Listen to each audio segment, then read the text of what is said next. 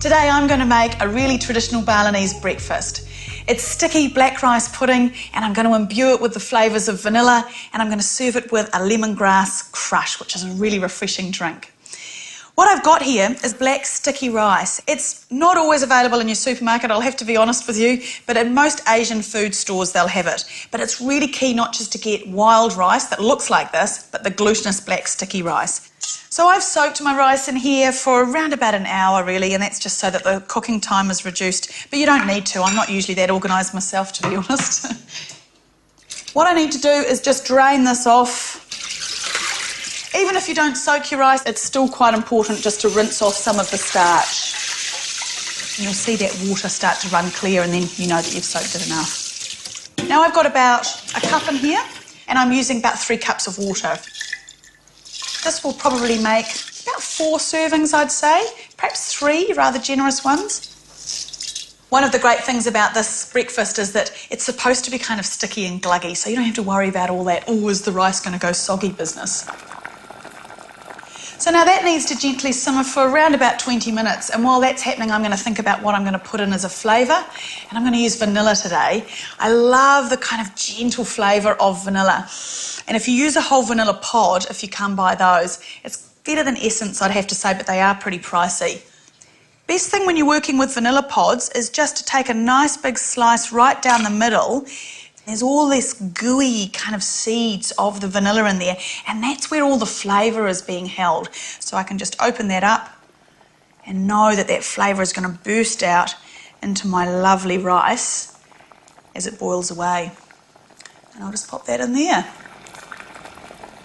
To sweeten this dish, because we like a little bit of sweetness over breakfast, is I make a gorgeous syrup here out of palm sugar. These lovely little discs of palm sugar that I've got, and I can drop those in whole. I'm going to make a fair bit of the syrup because this is going to be the same sweet syrup that I'll use for my lemongrass crush as well. So I'm using 6 of those little discs, which I suppose is about 6 tablespoons of sugar. You can use brown sugar for this recipe, but I really like the kind of fudgy caramelness of palm sugar. It's worth finding. And these days you find it in most supermarkets anyway in the international section. So I'm just wanting to create a nice syrup, a little bit viscous, which is a term from 5th form chemistry, which means slightly thick. So while these are cooking, I'm going to make my lemongrass crush. Lemongrass is a herb that I think we can get a little bit confused with. A lot of people really know that they love the flavour of it, but what do I do with it and how do I prepare it? It's quite a tough stem, and I've found the best way to get the flavour out of there, whip off the ends.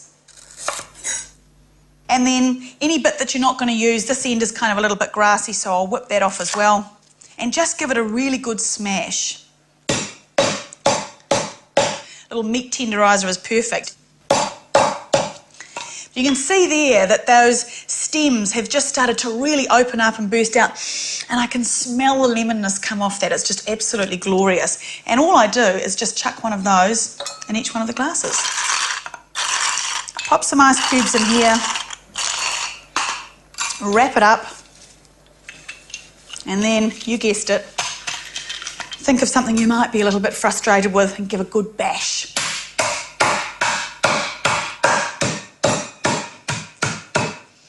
That feels pretty well crushed now, so just scooping it in.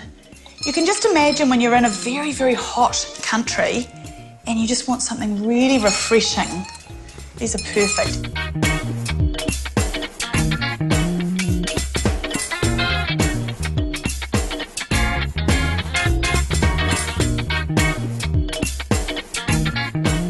So that rice has now cooked through, I can tell, and it's just looking beautiful and sticky. Ooh! And now I need to sweeten it with my lovely syrup here, and I'm just going to use half of this because I'll use the other half in my drink. It looks so gorgeous.